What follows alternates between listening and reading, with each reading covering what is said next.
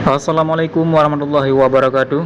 Fenomena laki-laki bercelana pendek bahkan telanjang dada semakin marak di kota Banda Aceh.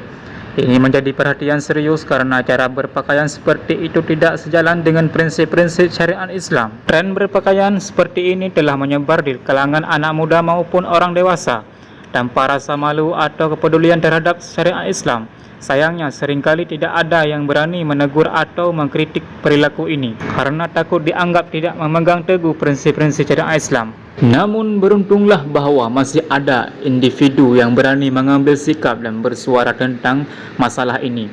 Salah satu tokoh yang memperlihatkan keberaniannya adalah Ustadz Masrul ID LCMA. Beliau dengan tegas menyampaikan pandangannya melalui unggahan media sosial di Facebook dengan mengunggah foto seorang lelaki yang berlari dengan telanjang dada dan mengenakan celana pendek di pusat kota Banda Aceh. Tindakan ini menunjukkan keberanian Ustadz Masrul ID dalam mempertahankan nilai-nilai agama dan menyerukan kembali ke pentingnya berpakaian yang sesuai dengan prinsip syariat Islam.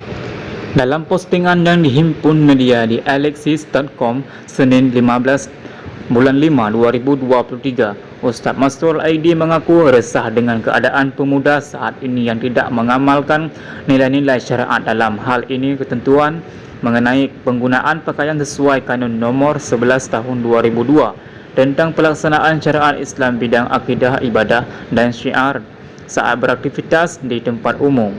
Sementara itu, pelaksana tugas PLT Kepala Satuan Polisi Pamong Praja dan Wilayatul Hizbah Kota Banda Aceh, Muhammad Rizal SSTP MSI, mengatakan bahawa pihaknya akan mengambil tindakan tegas jika masih mendapati ada warga yang tidak memakai pakaian sesuai dengan syariat Islam. Rizal menduga sosialisasi dan pembinaan yang telah dilakukan pihaknya selama ini masih sulit menumbuhkan kesadaran warga karena tidak adanya saksi untuk memberikan efek jerak. Assalamualaikum warahmatullahi wabarakatuh.